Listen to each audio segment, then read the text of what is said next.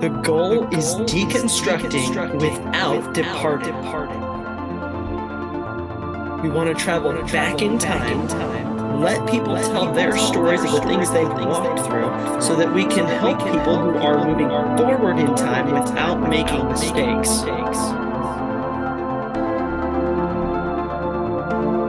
It's okay to ask questions.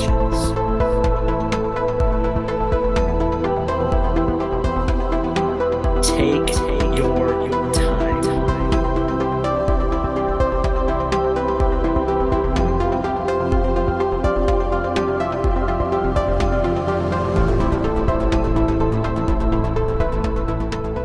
Hey everyone, welcome to the Renovating Faith podcast. The following interview has been split into two parts due to time, and so I wanted to make you aware of that. And also to let you know that certain names have been edited out of this interview at the request of Anna, who came on our show to share her story, and she messaged me after and asked that I go ahead and take out a couple of names. So if you notice a couple editing glitches, that's why. Nothing crazy or anything like that. This is just some people that she wanted to kind of protect their privacy after sharing her story. And so we, of course, wanted to honor that. Thank you so much and enjoy Anna's story. Welcome back to the Renovating Faith podcast. We are excited to have a story for you today. This is like probably many stories. It starts with some problems, and we get to see God work a glorious outcome and some healing and hope. And so I'm excited to have Anna D here today. And Anna, go ahead and just take over, introduce yourself, and tell us about your story. All right. So my name is Anna D. I currently live in Wisconsin, so it's kind of a shift for me because I've been kind of in two other states and now I'm here. So, and I'm glad because I'm like, I want to just settle down and have some roots. So I am currently married. I'm kind of between a stay-at-home mom and a working mom. So it's kind of that weird thing of like still working but then also staying at home. And I have not recently but like back in February of this year I had my first baby, so now I'm kind of being able to do stay at home mom with him but also be able to take him to work, which has been a really huge because I don't want him to be exclusively at daycare, but he kind of can go with me and that really helps. Well, good. So tell us a little bit about your story. Where do you want to start us off at? I can start at the beginning. I have my notes right here too. All right.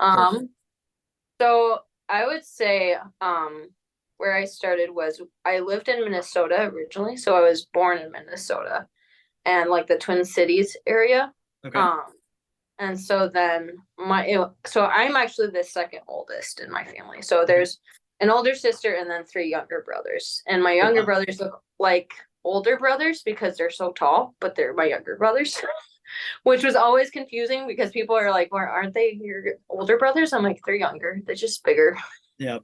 I'm the tallest in my family, but my younger brother has always been more muscular. So I was very skinny in high school. He wasn't big, but he was stout, so he was 165 and on the basketball court moving guys that are 200 plus pounds. So I always refer to him as younger rather than little because when comparatively, he is not my little brother, and he is 100% muscle. And so I get that. And my wife is she is also she's number 3 of 5 and has 3 where I'm the tallest in my family. She is the shortest. She has a brother that is, I think, 5'11", 6'4", and 6'8". So I understand. All guys. Yeah, I understand because I go to their house and I'm 5'8" and I'm craning my neck. So right. Yeah. All right. So number 2 of 5. What was that like? That was interesting because my sister was very much into politics. So she kind of her niche thing of learning about politics, and like that's her kind of her world of like she just really, really loved it. Like she listened to like Rush Limbaugh, Glenn Beck, like those kind of people. And like that was kind of, if you ever wanted to talk about something with her, it was usually politics. What for me, I don't understand the political world. I'm trying, but Gotcha. sometimes I'm like, huh? And I think it's because the language with politics, they have so many different terms for the things that we think we know, but then we look it up Mhm. and you're like, I don't think as much as I think I know. Right. So like for me, it was kind of like I would either listen to Glenn Beck with her or I would ask her about it. And then when she would explain it to me, and I still would be like, huh? But I would kind of could kind of process it a little bit better if she like if when she would use those political words. I'm like, oh, that's what she. So it was kind of an active left to talk to her about politics because that was her thing. For me, it's been always been creative writing, so I can kind Okay. of fit in with people who are very much creative in that sphere. Now I can also like I have friends who are more artsy, so like artwork, like that kind of thing, I can kind of understand their world a little bit better. Now if they start using their terms, I'm like, huh? But I can also kind of more easily fit into theirs because I'm like it kind of crosses over with creative writing for me. Hmm. And then my brothers, so like all three of them are really smart in the way of they all want to kind of make their own video games in that like board game Okay.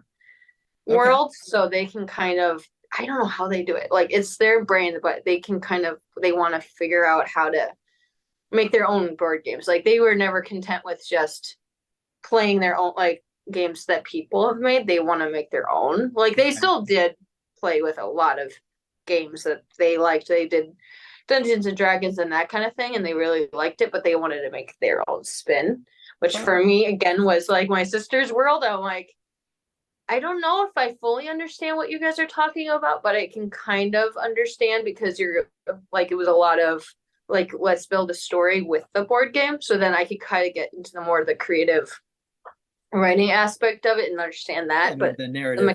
the other mechanics I couldn't really understand. Right. Gotcha. Fun, fun. So were you guys private school, public, homeschool?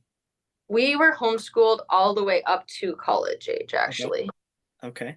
And Yeah.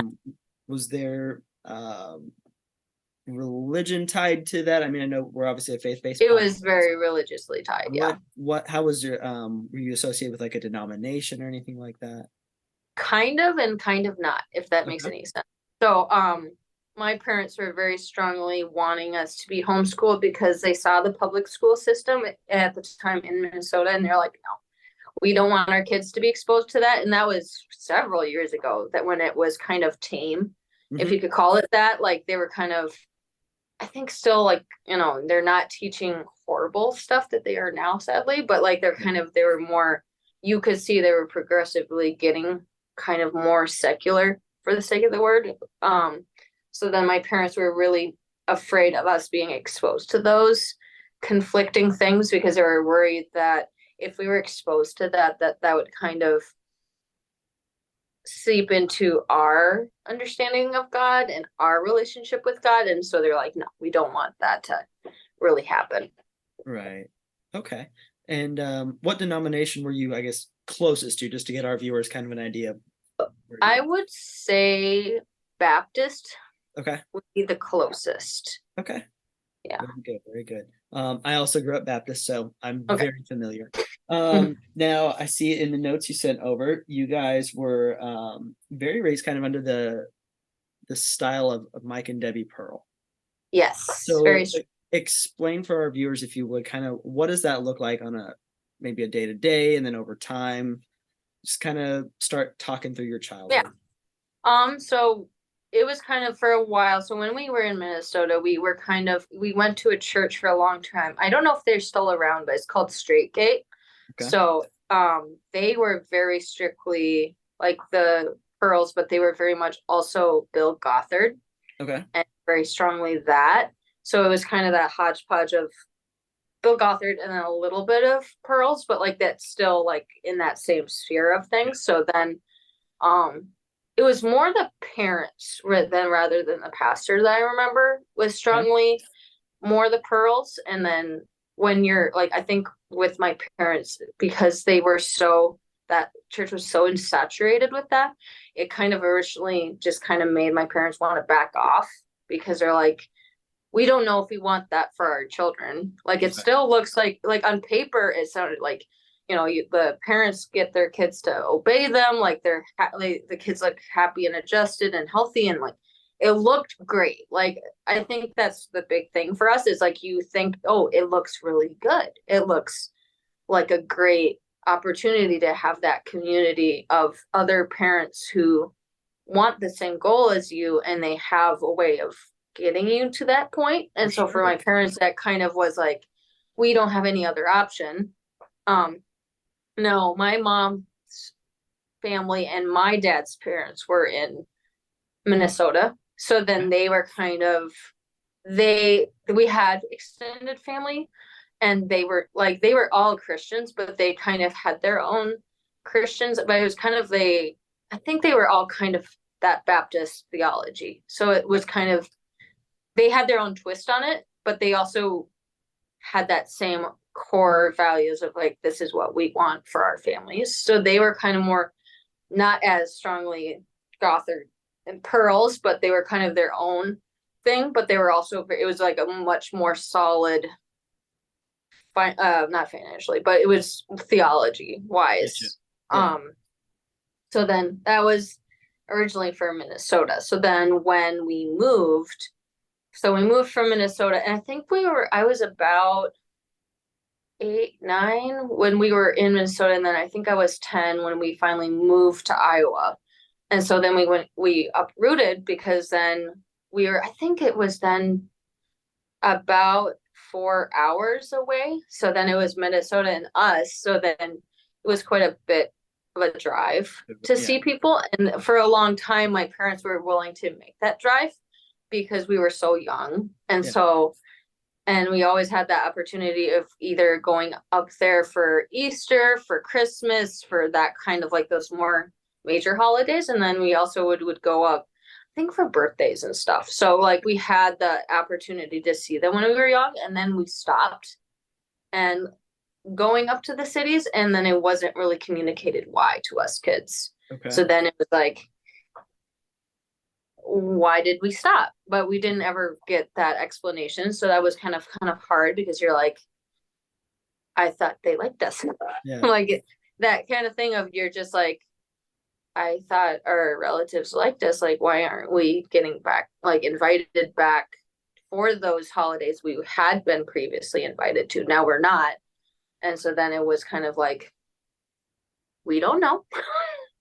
If that makes any sense. Yeah, absolutely. So did you guys ever figure out like what caused that to really stop?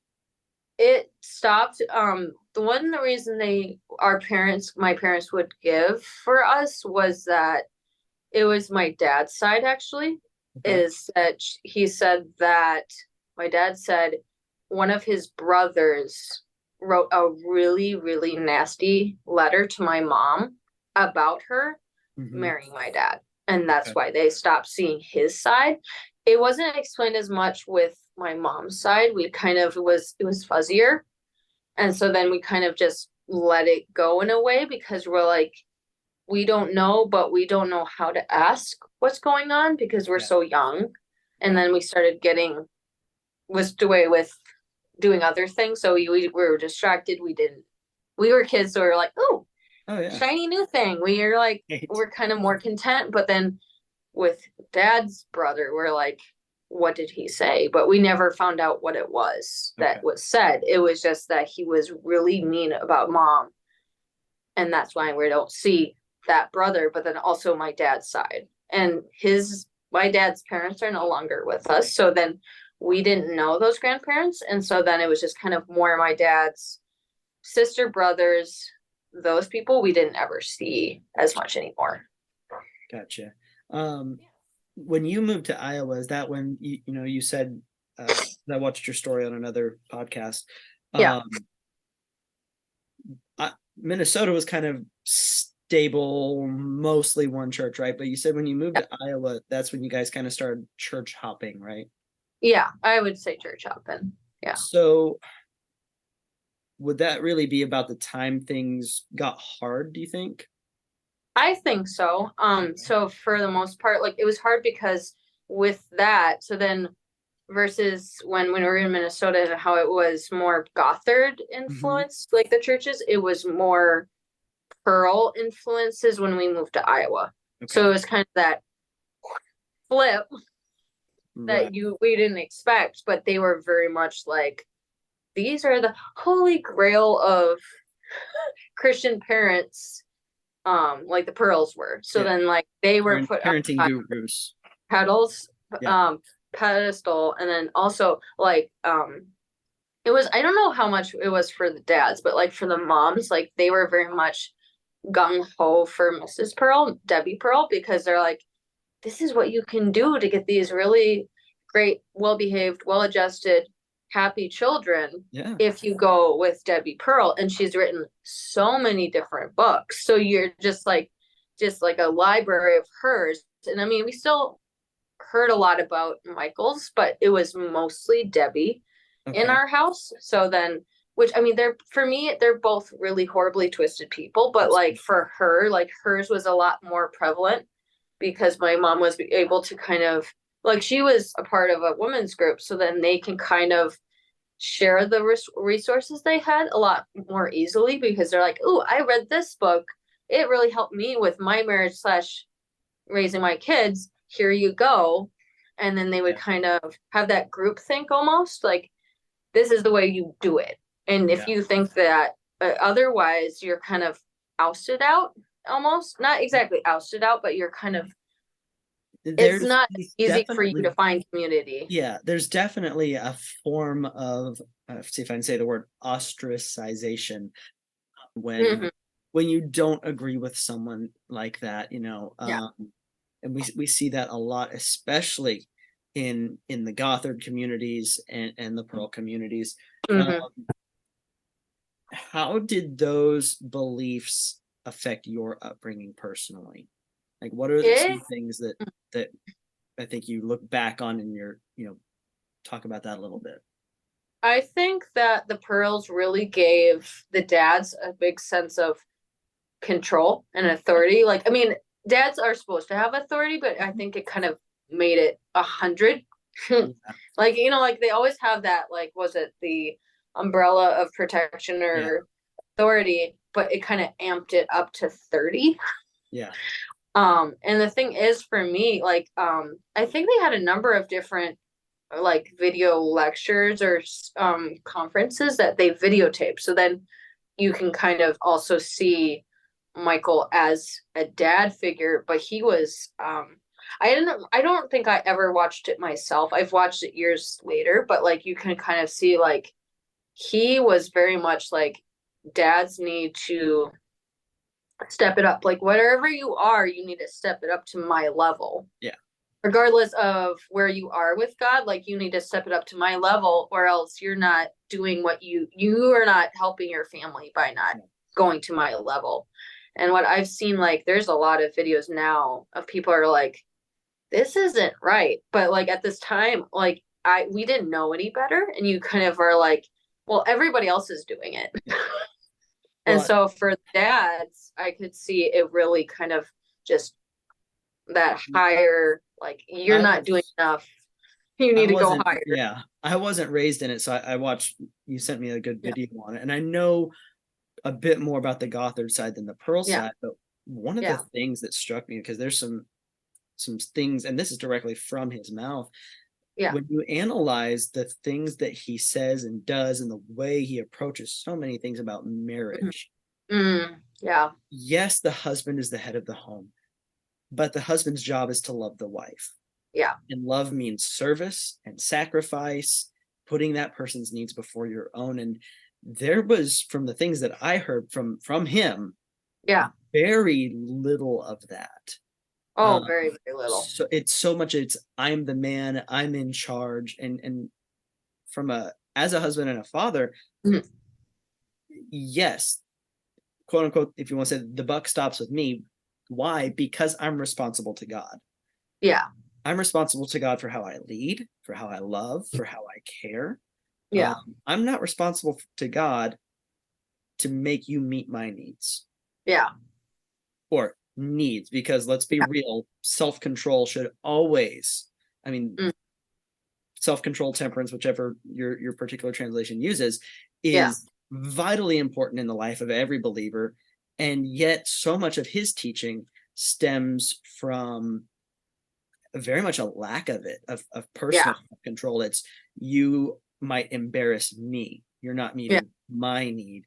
And so starting off as the head of the home, that level of selfishness is very scary to think about in a home. Hmm. And I think for those of our people watching, that's important, that we learn within ourselves to have that self-control, to walk in the spirit and not fulfill the lust of the flesh, because the lust of the flesh and the pride of life will tell us that we deserve these things. We Yeah. deserve better. We deserve to have the relations we want. We deserve to have perfect, well-behaved little minions instead Yeah. of children, Yeah. being actual children. Yeah. And so, and that plays a huge role in and impacts our kids. Yeah. You made a note here that I would identify with, because Yeah. I was homeschooled for a few years. We were Yeah. missionaries. And so Yeah. you said, your mom did the schooling and your dad was the principal. Now, we made the joke of that. Yours Mm-hmm. is a much more literal level. Yeah. The reason I say we made the joke is Yeah. dad had the power to walk in the room and say, all right, put the books away. And we had a Mhm. bunch of Legos, and he'd pull them out and he'd say, we're going to have hands-on experience.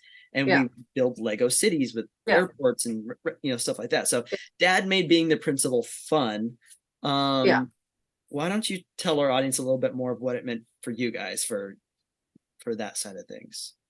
Yeah, so my mom was mostly like so my mom was more like the teacher, and she Mhm. actually did have teaching experience. Like she was a math teacher for several years before Okay. she married my dad. So she actually had schooling background. Now it wasn't a public school, but like she had that schooling in her already, and like she For had sure. that teaching kind of like you can say teaching spirit, teaching gift, whatever it might be, but like she had that much, and it came like it was easy for her, like it came really really easy for her to want to teach.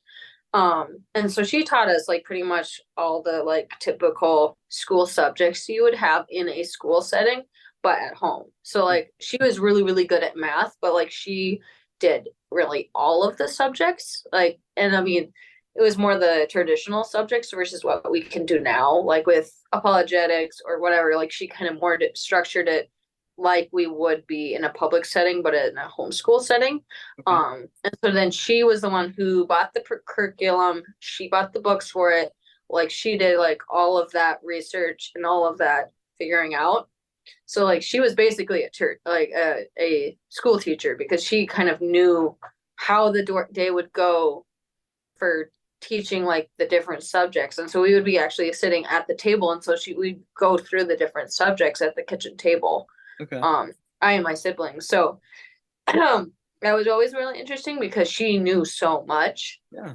and I don't know how she did it, but she just could do it. And so, and then Mhm. on the side she would also like she cooked every single meal from scratch. Like she Yeah. pretty much made like all of the food. Like she did breakfast, lunch, and dinner. And she Wow. didn't do snacks as much as she just like had snacks available that sometimes she made and sometimes she didn't, but she always had everything prepared. And I don't know how she did that in her brain. Like if that's like, I'm like, I don't know how she did it. It's kind of like that book. It was a really cheesy book, but it was men are like waffles and women are like spaghetti. I don't know who wrote Okay. it, but like it kind of made sense because she could like just have basically her little spaghetti brain, like just kind of be able to Going figure that everywhere. all out.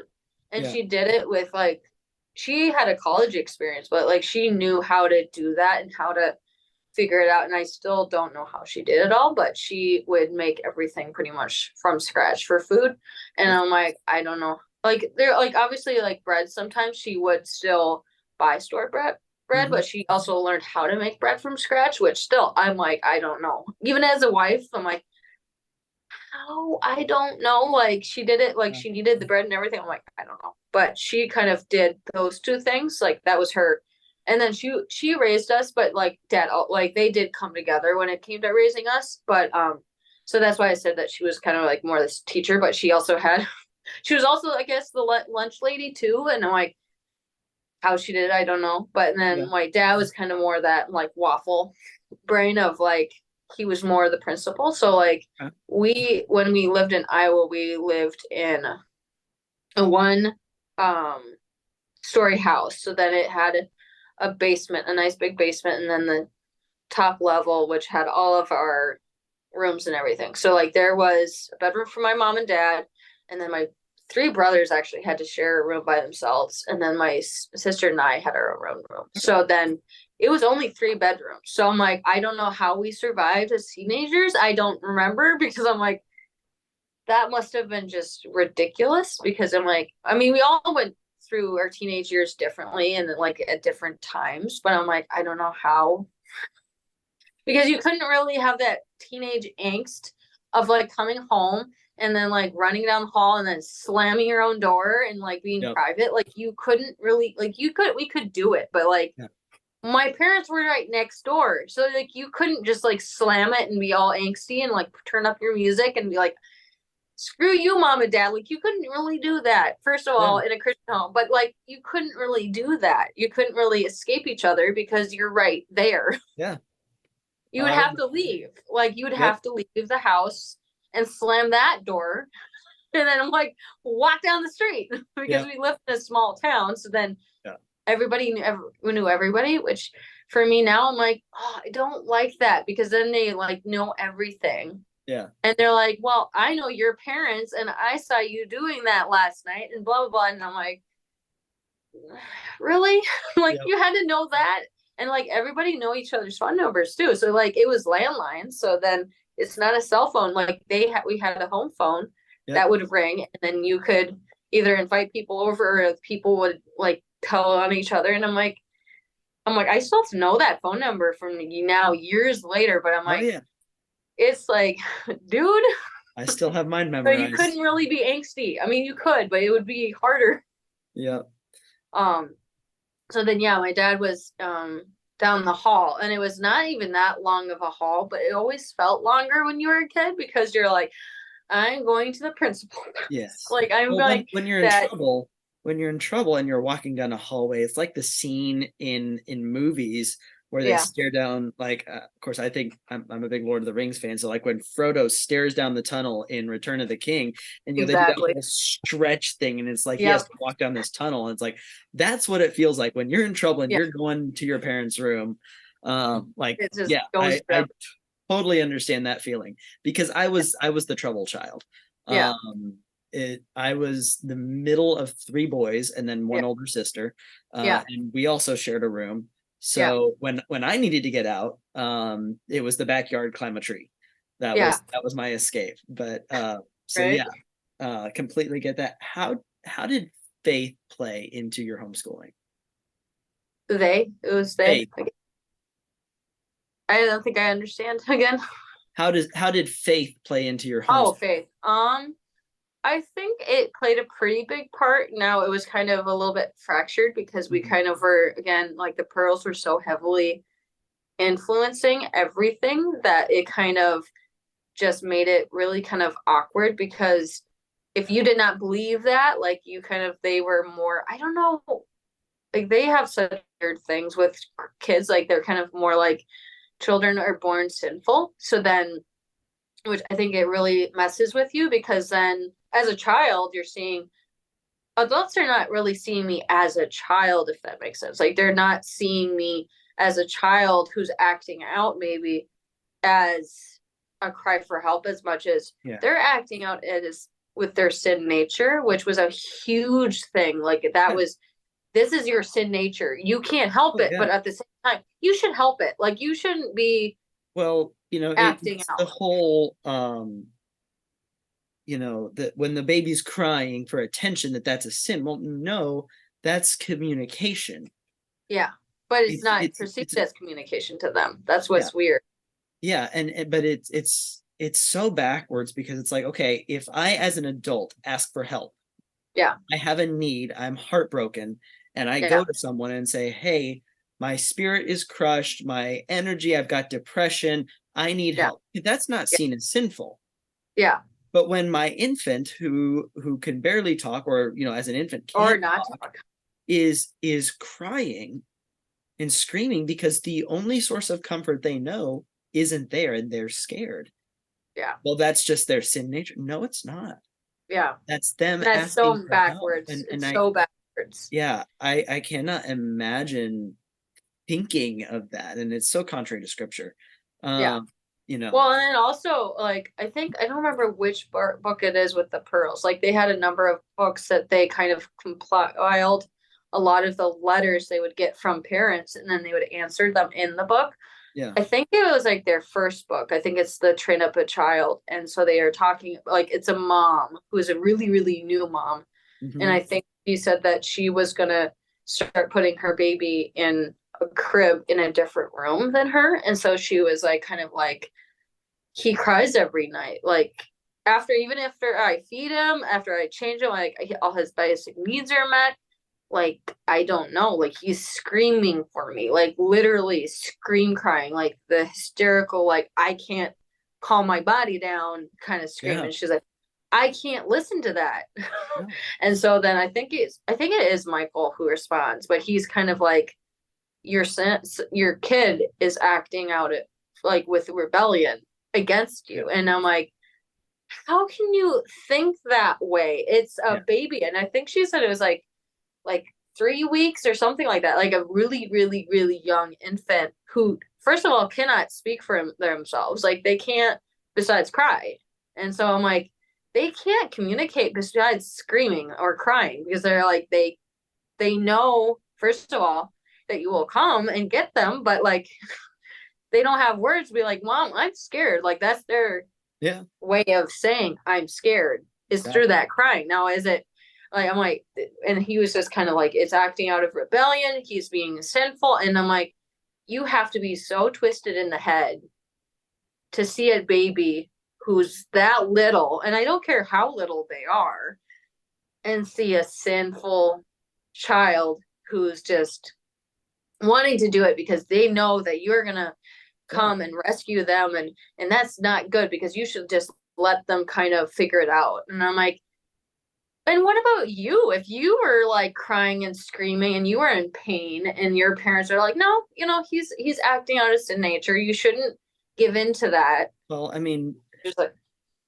how can you logically or theologically and just what kind of in that what kind of message are we sending our kids about who God is as a father when we are terrible? crying out in our pain Yeah. and in prayer? Are we telling our children that God just sits there and lets us scream? I think they do though. That's why I feel like Yeah. that's what we kind of, I think at that's the least with the message we pearls, can that's send. what kind of they think is like Yeah. that's what you have to do. Yeah. Like I think, and then also I think in the same letter he kind of goes down and he's like, you need to either. I don't know if he does, but I remember reading it a little bit when I was younger. But I think he also said that like she should start smacking the baby, like spanking him. And I'm like, how is that going to help the baby calm down? Either Yeah. like he's like kind of like I think either like a switch on the leg or the hand or something like that. And I'm like, that's going to make the baby more hysterical because now you're not giving comfort, you're not giving love, You're you're inflicting giving pain. punishment for something that all babies do, regardless of their age. Yeah. You're rewarding it with pain that they already are experiencing pain, and now you're adding to it Yeah. because you think he's like they're sinning against you and they're trying to control you somehow with their screams. I'm like, how? Like I still can't, even when now that I'm a mother, I'm like you, sir, would never be around my child again because like how can you think that way and have as many children as he's had? I don't remember how many kids he has, but I'm like, did he do that with his children? Like I'm like, I can only assume he did. And I'm like, for me, I'm like with Debbie, I'm like his wife, I'm like, how can you marry a man? And I don't even want to call him a man at this point. You're like, how can you marry a brute like that and hear your child cry every night and Yeah. know he's going to go in there and do that to your child? Like, how can you then be intimate and make more children? like be so disconnected and be like, he's doing what's best for our family. He's hurting our child, but I have to do this because he's the man, he's the husband, he's the father of my children, and I'm gonna let him do it. Like, I don't know how, like, we always are, like, a lot of reviews I've seen are like saying how horrible Michael is, which I'm like, thank you. But also, like, I'm like, Debi was right there with How him. much enabling happened, in that. And you can see a lot of enablement though. Like, I've seen like a little bit of a conference, and I don't remember what it was called, but like her and Michael are taking turns talking about it and stuff. And so she'll like, I don't remember quote for quote what she said. It's kind of like, if your husband's angry with you, you need to like have sex with him. And I'm like no, like that would kill like any attraction I would have for my husband if he's being an angry, abusive brute. Like, I wouldn't, like, that wouldn't make me be like, oh yes, husband, I will give you what you want now Yeah. because you are being a brute. Like, for me, I'm like, and she has that really feminine, soft, almost, they always call it childlike, which is very true, but like she has that childlike, like, you need to do this because this is what he needs. And I'm like, no, he doesn't. No, he doesn't. He doesn't need to get this beautiful thing that God created us to have because he's acting like that. Like, Yeah. Why don't you that's treat him such a like you treat the disconnect. children when he's acting out? Beat him with a stick. I Yeah. mean, you don't reward bad behavior with Yeah. something good. The children. Um, and so, and that's another thing that I don't remember if it was your story or the other video you sent me, but Yeah. someone said it's our job as kids to not make dad angry. Yeah. And I, I don't see that in here. What is in here is fathers don't provoke your kids to wrath. Yeah. But It, there's yeah, never as it's much discussion about yeah, that though. Like, it's it's it's the complete always opposite of what's taught, children what they obey teach. your parents. Yeah, It's not, hey, dads, don't provoke your children. yeah. And we are to be, as parents, examples to our children. So Yeah. if they see us acting angry and getting what we want, they see us acting angry and acting as if they're sinning against us. I'm sorry, it's not sinning against us. They're expressing their needs. That's what children do. That's Yeah. what they're supposed to do, and we are supposed to love them. So it's a very twisted way to Right. raise a family. It's Yeah. a very twisted home dynamic and very, very unbiblical. Speaking from the husband and father side, we are to love our wives as Christ loved the church and gave himself for it. Yeah. The last great deed that Jesus did before his crucifixion, and so I say this is to the Mm. church because the disciples were the first part of the church. Yeah. He washed their feet. Yeah. And I remember as a kid, we had this square yellow tub. It was probably 18 inches square or 2 feet square by about maybe a foot deep. And my Yeah. dad would, random nights, and maybe 3-4 times Yeah. a year, fill it with warm water and Mhm. soap. Mhm. He would get out a couple of towels and he'd put a towel down. So Mhm. we had always had 4 seats in the living room. Sometimes it was 2 Yeah. love seats, sometimes it was a love seat and 2 Mhm. chairs. Mom and dad always had their couch. That's where they Yeah. sat. He had his side, she had her side.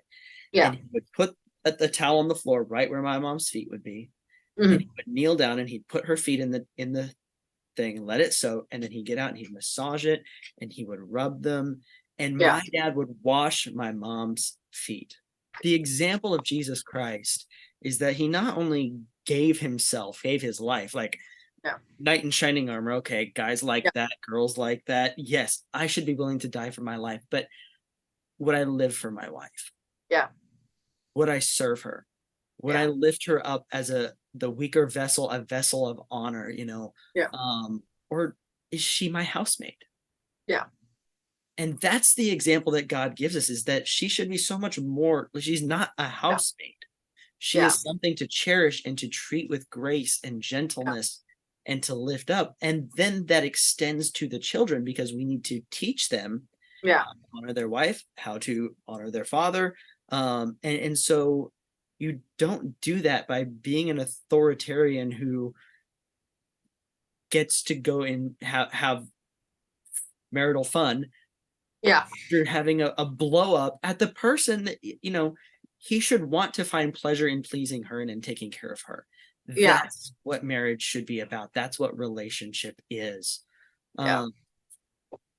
So that kind of brings us to another fun topic, and Mhm. that is how they raised you about dating.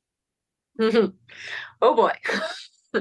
Um, it's funny because what I was thinking about that point is my parents they actually dated each other before they Okay. got married. So their world actually had been that, not exactly casually dating, but like kind of that more dating other people, kind of figuring out what they wanted in a spouse before they married each other. So they actually did, I don't know how many people they dated before each other, but they actually did like kind of like, oh, I like this person, but they don't quite fit. Like they kind of Yeah. were able to have that choice a lot more. Um, so then they married each other, and I think my dad got saved before he married my mom. So then he was kind of a later Christian. My mom has been always a pastor's kid, so she Okay. was raised in that world Yeah. since she was born. Like she was very, very, very familiar with it. And so she, like her dad was a pastor, her mom was a pastor's wife. Like she was very much in that service. Like she was very much accustomed to that world. My dad, I think it was a little bit more like it was newer to him, but like he still kind of understood because my mom understood it. And so she kind of brought him along into that world and be like, this is my world, and like you can join me if you want to, but this is kind of what I know is a big thing for her. Yeah. Okay. So did they maintain that kind of style of dating with you guys, or did they try to push something else? They definitely pushed something else, which is kind of funny to me, and it will always kind of amuse me a little bit because they went from that like more formal dating, I guess, but they like kind of went from there to the whole it's Joshua Harris, so it's like I Kissed Dating Goodbye. Yeah. And then he also wrote another book about courtship, and I don't remember, I think it's like Say Hello to Courtship or something like that, but he more outlines what parents and teenagers should do with the courtship part of it. So Mm-hmm. with I Kissed Dating Goodbye was very interesting because I remember, I think I was now 14, 15, it's like so young teenager, but like that when that book came out, like it exploded into our Yeah. world because Absolutely. like then you're just are like, wow, I didn't think like, Yeah. well, I mean, at that point I was kind of thinking about dating, but then it kind of exploded, and then you're like, that's what we should do. Like, and then of course the friends my parents had also had the book. So then it was kind of like with the pearls, but now it's with the dating. So then they're like, well, now we have this new facet of our world that we know now have structures and rules that we now can implement into the child rearing now that they're teenagers. Yeah. So it kind of was a easier crossover for them. So then Okay. with this book, it was interesting because it was also kind of circulated in the teen world, like where Very I much. and my sister were. Um, and so then it made its rounds around, and it was interesting because I don't know where I stand with Joshua Harris because he was very strongly like do not date, like you need to court your future spouse, but he also now is no longer Christian. He's kind of stepped away from his thinking that he used to have, and Yeah. he's fully kind of more kind of like, I'm sorry. Yeah. But for me, I'm like, several years too late there, Joshua. Like, I'm like, he's kind of stepping back from it, but like he did write. He actually wrote and made his own documentary about the book. So he is called "I Survived." I survived. I Kissed Dating Goodbye. So it's actually on Prime, I believe, Okay. and YouTube, I believe. Those two streaming services. But that one was interesting because he kind of is more apologetic, but he also was able to find a number of fans who read his book, applied his principles to their dating, and then really could see it really made their relationships with other people really hard. And he was actually able to kind of face it head on instead of Yeah. just be like, here's a tweet, I'm sorry. Yeah. Like, Well, and that's he good in though like that with that he at tweet, which least is great. did I'm like, that. I'm glad that he did it, but at the same time, for me as an adult and as a wife and a mother, and I'm like, yeah, it's great that he did that documentary, and whoever found healing from it, I'm like, good for you. I'm really, really happy for you. But Yeah. for me, it was just kind of like it still felt like a showboat, like, look what I did. And I'm like, that's great. But like I'm not ready to forgive you yet. Like that apology is great. I'm glad you delved into the hurt and pain that you caused, but I'm like, I'm not That there healing, yet. that healing takes time. It's not, so many people don't understand that an apology Yeah. doesn't fix the pain. An Yeah. apology doesn't undo the damage Yeah. of potential years of trauma. Yeah. And, purity culture, I'm for Yeah. being pure, but Yeah. pure does not mean a virgin. Yeah. Pure is a state of the heart. Yeah. And purity culture amongst teenagers has done so much damage, and I think much of it was well intentioned, Very well intentions. Yeah. but what I think there's a saying, it says that the road to hell is paved with good intentions. Yeah. So it's not about what is right, it's what's biblical, and Yeah. there are good ways and there to teach the right thing, and there are bad ways to teach the right thing. Yeah. And you have to approach things like this the right way. Yeah. And I grew up in a similar style in that regard. Yeah. And so, some of the notes and things you talked about in the other show really rang true, because not Yeah. necessarily that I heard them, Yeah. because guys get a very different talk, right? But my wife and I have had to have those talks about the things that we were raised with, Yeah. and how it's crazy sometimes, and you're like, what in the world? Yeah. And it's very, very damaging. Mm-hmm. I'm very cautious to discuss certain things, but like, we had to take time early in our marriage and undo a Mm-hmm. lot of things, because while the teachings had their intended effect of keeping you to this point, Yeah. they never deal with what comes after that point. Yeah. And we had to deal with that on a very real level, um, Mm-hmm. and undo a lot of the damage of the teaching emotionally, Yeah. because there's connotations that come with that style of teaching. And I'm trying to Yeah. keep this very PG here, but Yeah. you know, so let's bring this a little back to your story. Yeah. How did you and your husband meet? Did it come through? Did he work through the system, or did you guys have to kind of go outside the system? That's probably the best way to ask. We had to actually get out of the system. So my Okay. husband and I did. It's funny because he was actually also raised in a homeschooling family, so he understood my world a lot. Okay. But he also was like, huh? Like we had like the same, like I always like it that I always say that we had the same language to describe our experiences, Mm-hmm. but at the same time, some of the same words, I had one like the same word and he had the same word, and we came together and we're like, well, Those that are word two is different what I things. was raised with. And Yeah. he's like, well, that was not what I was raised with. And it's the same word. Yeah. Like now, with homeschooling, you're like, that's not the homeschooling I was raised with. Yeah. So for him, like he was just like, what now? Like they want you to do what with marriage? Like what? What? So Um, where did y'all meet? so we actually met through a college program, which is Okay. really interesting because so for him, he actually didn't date anyone before me at all. Okay. Because he is actually the oldest. And so then he has two sisters and three younger brothers. So he was the oldest and I was the second oldest. So you have that kind of different, but like Older really sibling cool. dynamic.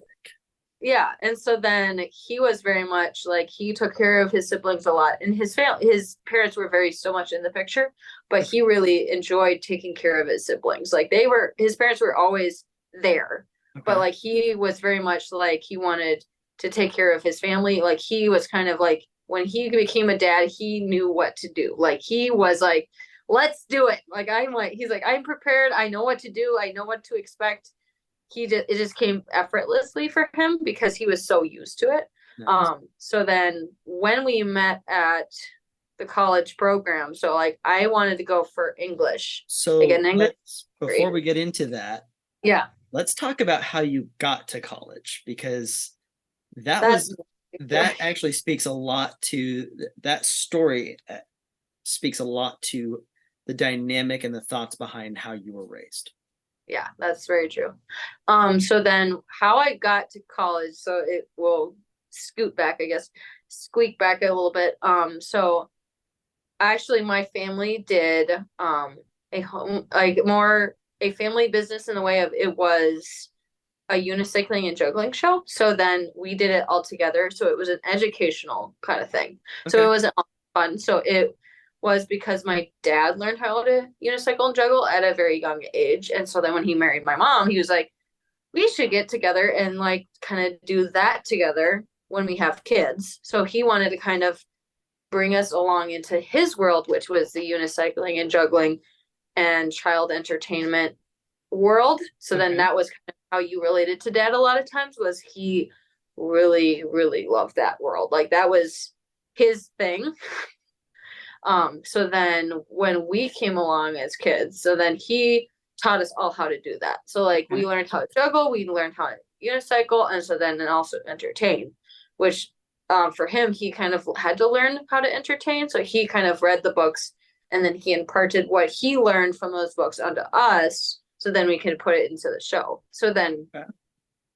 so my sister knows how to juggle. I do a little bit, and then my brothers know quite a bit. So like juggling pins, and then the juggling balls, and then juggling scarves. So like all of us know all of those aspects, and then we all know how to unicycle. So then we put it all together for a show. Wow. But he really wanted to do that as a family. Like that was something that he really was proud of, and he made business cards for it. He made a website for it. Like he really was gung ho, like let's do this as a family. And so it actually was for quite a long time. It was pretty fun because we got to do it as a family. Yeah. Like a lot of times we kind of had our own little spheres at home. So then when we came together for this thing, we can kind of do it all together, which I think my dad really wanted to do. Um, which he was really proud of it. Like he was really proud of what it was. But so then every year, like a lot of school libraries will have a different theme for their programs. So like they'll have different themes. And I'm trying to think of a program. Like they would have a program about like for instance one year it was like recycling. So they would Okay. have different programs and different performers like come to the library for the kids and talk about recycling, where however way they would do it, and then the kids would either interact with the child entertainer or they would leave or whatever. But then the libraries would also have a little display of that topic afterwards, so that the parents could go by and like grab a book about the recycling, and then they could take it home, talk about it with their kids. So it was actually a really cool system of doing things. So then so my mom and dad kind of worked together with the booking of the program. So like my mom very much was like she would call the library, she would set it up, she would like they would keep it all together in like a spreadsheet. Like their brains together was really interesting to see. But like my dad was more the programming aspect, so he Mhm. kind of more would put together the show. He would do the business card, he did the website, and then he would write out the like what we would say, what we would do. Like he was kind of more that, Script and writer. that's my dad's brain that he can kind of figure that all out. Yeah. And then us kids were kind of we would act out whatever the script would do. So then a lot of times so it would be a little bit of juggling, a little bit of unicycling, quite a bit of whatever the topic is, and then afterwards we would get to play with the kids. So then it was actually a cool system of how we would do all of that. And then we would stay for however long, and then we would go to the next library, and it was statewide. So then all of the libraries would have that same topic. Okay. So you would just repeat it. We wouldn't be doing a different show at different libraries. It would just be the same show at whatever libraries you go to. So then, for instance, with that recycling thing, so then we would also try to highlight stories about children who would. Uh-oh.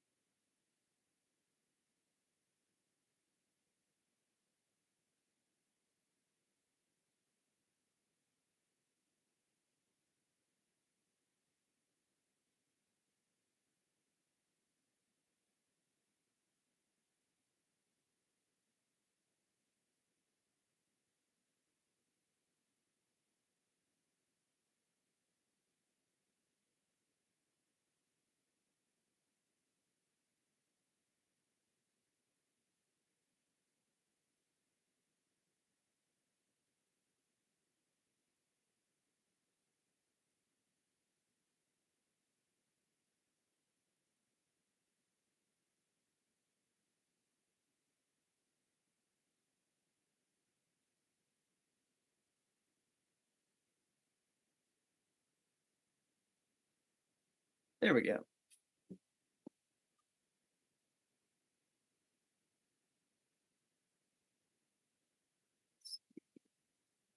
All right. There we go. Perfect. There we go. My husband was asking me about food.